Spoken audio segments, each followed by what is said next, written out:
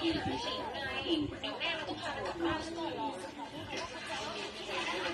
ูเรียกไม่เจอ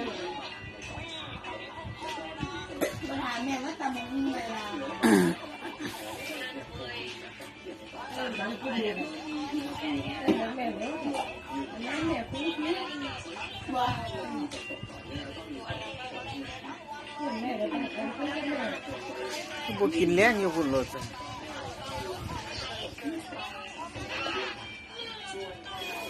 เอาข้าวปุ้นนี้เอาข้าวปุ้นนี้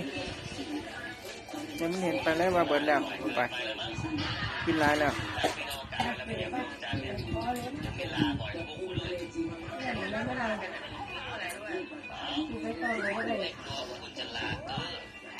ร้านตุ่มเสือไม่แนวแบบเผ็ดก็เหมือนเจียมในหอมจังเลย